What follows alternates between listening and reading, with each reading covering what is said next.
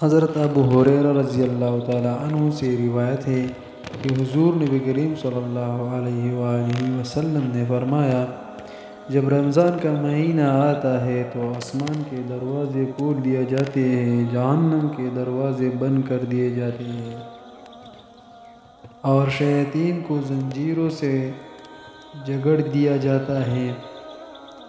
حضرت ابو ہریرہ رضی اللہ تعالی عنہ بیان کرتے ہیں کہ حضور نبی کریم صلی اللہ علیہ وآلہ وسلم نے فرمایا، جب رمضان آتا ہے تو جنت کے دروازے کھول دیے جاتے ہیں، جہنم کے دروازے بند کر دیے جاتے ہیں اور شیاطین کو قید کر دیا جاتا ہے۔ حضرت ابو ہریرہ رضی اللہ تعالی عنہ سے مروی ہے کہ حضور نبی کریم صلی اللہ علیہ وآلہ وسلم نے فرمایا، تمہارے پاس ماہ رمضان آیا، یہ مبارک مہینہ ہے، اللہ تعالیٰ نے تم پر اس کے روزے فرض کیے، اس میں آسمانوں کے دروازے کھول دیے جاتے ہیں اور جہنم کے دروازے بند کر دیے جاتے ہیں اور بڑے شیاطین جکڑ دیا جاتا ہے۔ اس مہینے میں اللہ تعالیٰ کی ایک ایسی رات بھی ہے جو ہزاروں مہینوں سے افضل ہے، جو اس کے ثواب سے محروم ہو گیا سو وہ محروم ہو گیا۔ حضرت عمر بن خطاب رضی اللہ تعالی عنہ سے مروی ہے کہ حضور نبی کریم صلی اللہ علیہ وآلہ وسلم ماہ رمضان میں اللہ تعالیٰ کا ذکر کرنے والے بخش دیا جاتا ہے اور اس ماہ میں اللہ تعالیٰ سے مانگنے والے کو نامراد نہیں کیا جاتا۔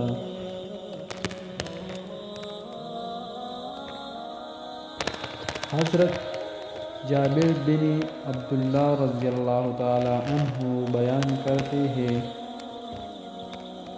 کہ رسول اللہ صلی اللہ علیہ وآلہ وسلم نے فرمایا، میری امت کو ماہ رمضان میں 5 تحفے ملے ہیں جو اس سے پہلے کسی نبی کو نہیں ملی۔